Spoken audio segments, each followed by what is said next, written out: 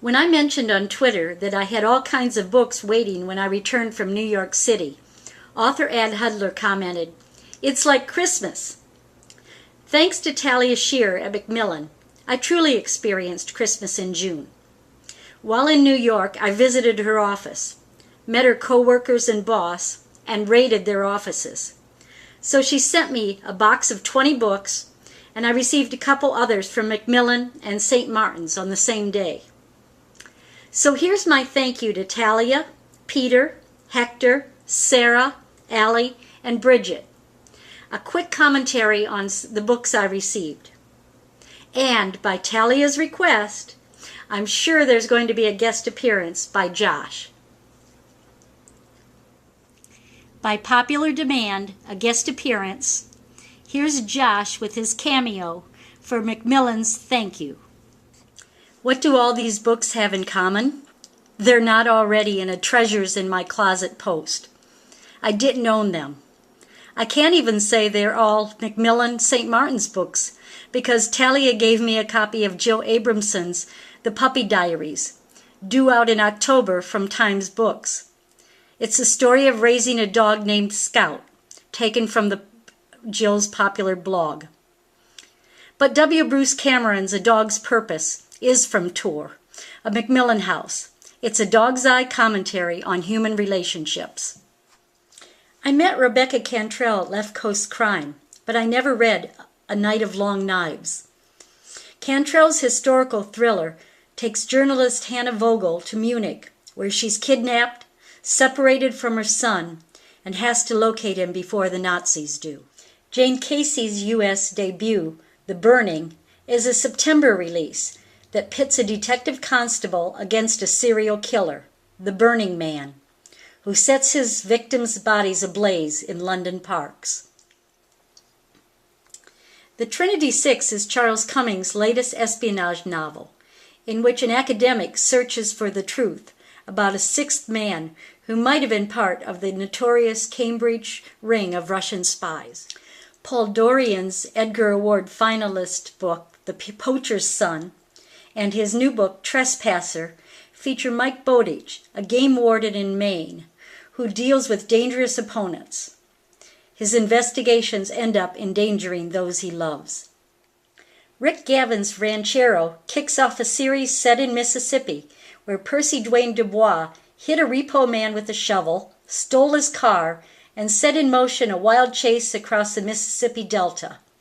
It publishes in November. Edgar Award-winning author Steve Hamilton brings back Alex McKnight in Misery Bay. McKnight investigates a suicide on the shores of Michigan's Upper Peninsula in this June release. I hadn't read John Hart's The King of Lies, so Talia added this to the box. It's the story of a man who fights to save his sister, clear his name in his father's suspicious death, and regain the love of a woman. Highway 61 is a June release by David Housewright. Rushmore Mackenzie is a former cop, current millionaire, and an unlicensed private investigator who sometimes does favors for friends. He takes on a case for his girlfriend's daughter, helping her father, who was the victim of a blackmail trap.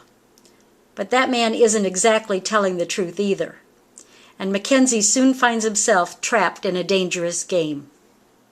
October brings the latest thriller by Arnoldur Indridason, Operation Napoleon. In 1945, a German bomber crashed on a glacier with both German and American officers on board. Years later, the bomber is discovered, and a rescue volunteer disappears. When his sister goes to look for him, she becomes involved in the riddle of Operation Napoleon.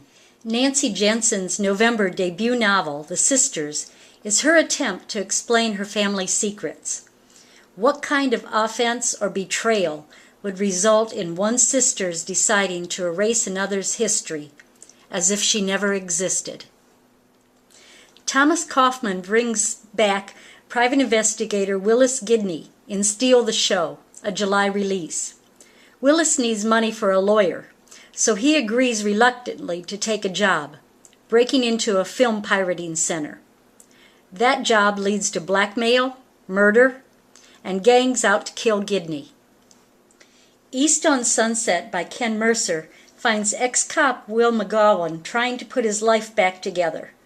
But a dealer he once arrested wants revenge, and the $500,000 for the drugs he suspects McGowan confiscated.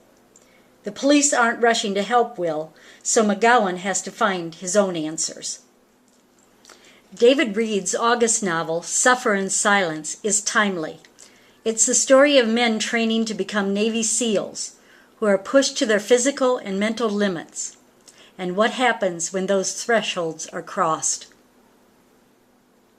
July Brings the Guilty Plea, a novel by Robert Rottenberg.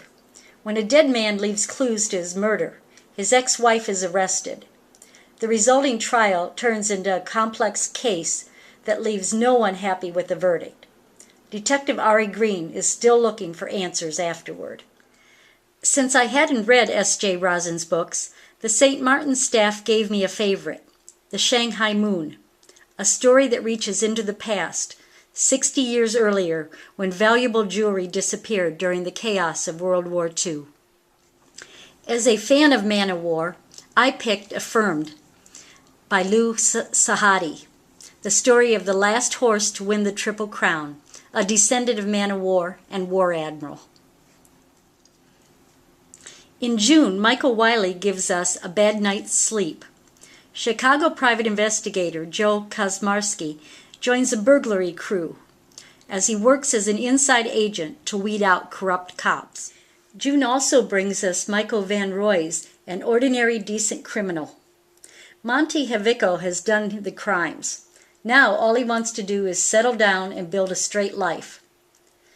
But when he foils a robbery in his own home, killing the intruders, a police detective is determined to put him away for murder.